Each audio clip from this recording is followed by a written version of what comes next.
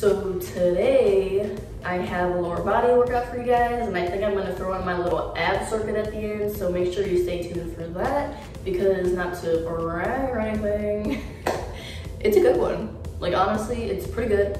I'm not saying you're gonna have abs overnight or anything, but it works, okay? So basically I just kind of put in my favorite ab exercises, make it into a circuit, and just do it a few times, and we get that good burn in, and yeah.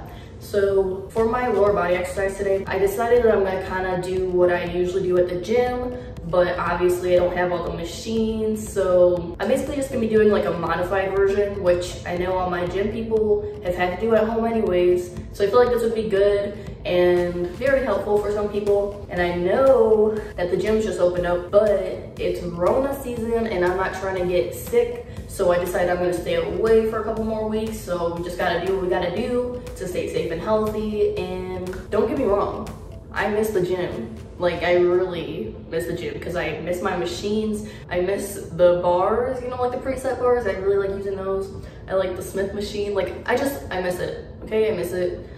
But it is what it is. You gotta work with what you have. And even if you don't have it, just make sure you're getting active, because that's all that really matters. Make sure you stay active, don't be lazy. So with that said, let's just get started with our workout. Okay, so first, of course, I made sure to do my stretches and to do some glute activation like I always do, but I kind of just want to speed through it because you guys want to get to the workout. So I'm just gonna fast forward through this. Today, I started off with some hip thrusts and I added a band to kind of make it a little bit harder. And usually I would do hip thrusts on the Smith machine, but of course I don't have that. So I used the dumbbells, and I couldn't use as much weight as I usually do because I just don't have the equipment for it. So that's why I added on the band to kind of make it a little bit harder. And I used the heaviest weight that I had. And whenever you're doing this, you want to kind of think of it as like scooping with your pelvis. I know it sounds weird, but that's kind of like just the best way to think about it. And you always want to make sure that you're keeping your head forward, so keep your chin tucked and really squeeze when you get to the top. And while you're doing this with the band, you want to make sure that you're constantly keeping your knees pushed out against it, so then you're feeling on the side of your glutes, the main maximus of your glutes. You're gonna feel it everywhere, okay? You're also gonna feel it on some of your thighs, but you should be pushing through your heels so that you feel mostly in your glutes. And then next, I will be doing step ups. So basically, I just have this little step up thing, and I am taking not a super heavy weight. I think I used 12 for this, but whenever you're stepping up, you want to make sure that you're going up with your heel and don't lift up with your toes, if that makes sense. And also, whenever you're pushing up, you want to make sure that you're stepping with the leg that's on the step up and don't push off with your other foot. So I'll demonstrate that here.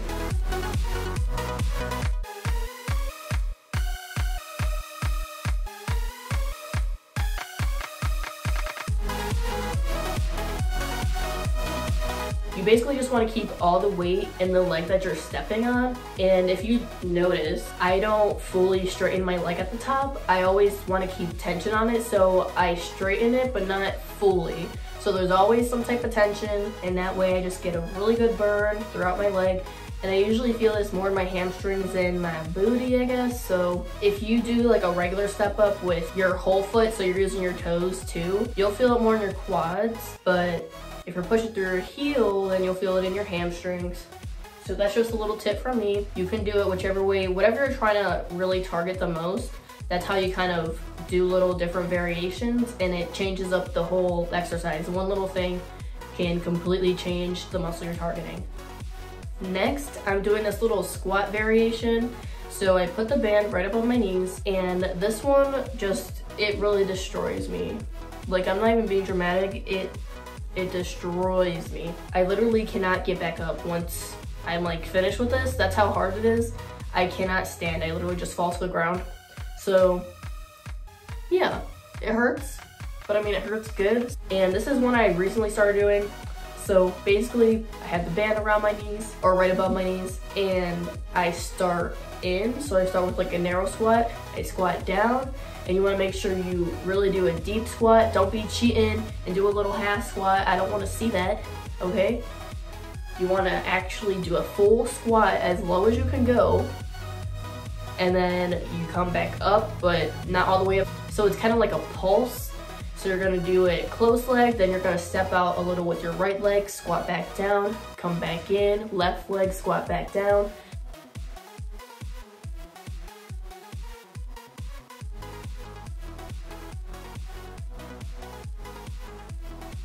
And like I said, don't cheat your squat, okay? You wanna squat down low to the flow. I know what you're here for. You want them nice legs, that nice booty, so don't cheat yourself. If you're gonna cheat yourself, you might as well just not even do the exercise. Another thing I do every leg day is this little squat curtsy lunge variation. So I usually do the like preset bars. That's what I use whenever I do this, but obviously I don't have that, so I'm using the dumbbells. I start off with 10 squats, just regular squats. I put my legs a little bit more outward, face my toes more outward, and I'll do 10 squats. And if you notice, I am also not coming all the way up, so I'm keeping constant tension on my legs. And then after I finish the 10 of those, I will go into my right curtsy, lunges, whatever side you want to start on, doesn't matter, as long as you do both. So then I'll do 10 on the one leg, and then after that, I'll do 10 on the other leg, and then that's whenever you have your little break. So I like to do that because it really just burns me out. And then after I do the 10, I go down to 8. And then after I do the set of 8, I go down to 5. And then that's basically the way I end it with 5, because at that point I'm really struggling. So just kind of stop there. If you want to do more, be my guest. But that's what I do. Make sure you're using a decently heavy weight if you have one, and you'll really be feeling it. You know, you'll really be feeling it. Lastly, I'm going to be finishing off with some Romanian deadlifts. So I always like to kind of incorporate some type of hamstrings whenever I do legs, because I don't really separate my quad focused and my hamstring focused days. I kind of do a little bit of everything all at once. But whenever you're doing these, you want to make sure that you keep your back flat. You want to hinge at your hips. And I did this, I usually don't do it with a kettlebell, but I just wanted to show you that you can use different things besides like a dumbbell or a bar. I just want to do a little variation to show you that you can use different things. You could use a milk jug if you don't have weights. Just saying. You can use a milk jug. And then, like I said in the beginning of the video, I'm just gonna show you my little ab circuit. And I don't know, I'm not trying to brag, but you know, just do it. Just do it and you'll see what I'm talking about, okay? Just do it. So I include my favorite ab exercises that I notice work best for me. It might not work best for you, but I just incorporate a little bit of every aspect of the abs. So you got the obliques, you got the little pouch at the bottom, you got everything, okay?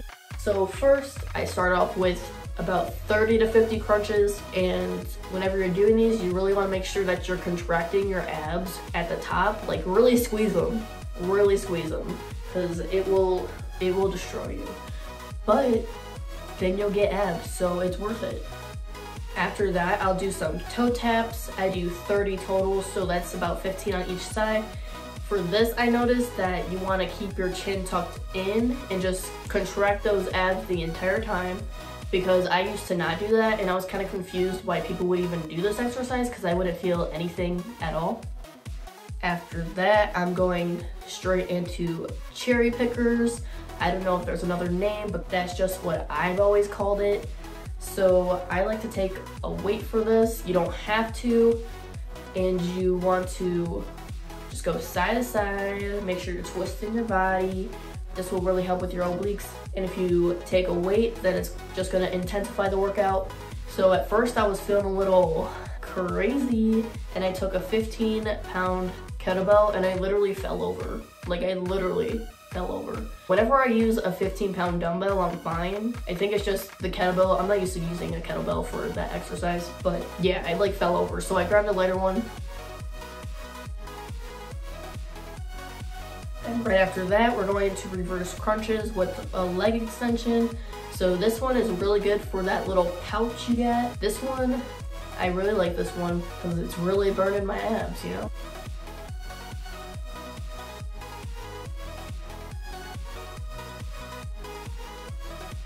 And right after that, I like to take a 15 pound, 20 pound, I guess it depends, but I do use a kettlebell for this. You can use dumbbells. Just hold it in the middle like the normal way you'd hold a dumbbell, and you basically just lean over to the side and crunch it right back up. These are oblique crunches, and whenever I was doing these, I usually don't feel it a crazy amount, but the next day I'm sore. So I know that they definitely work. And I think this played a huge part on forming my abs whenever I had them. I don't have them anymore because I took a little break from working out, but these were a game changer. Okay, I'm just saying they were a game changer. And you really want to get rid of those love handles, that muffin top. These are perfect. For the oblique crunches, I'll do 15 on each side. So I always have a protein shake after my workouts. I notice that whenever I drink protein shakes like regularly, consistently, whatever, my muscles tend to grow faster and I get faster results.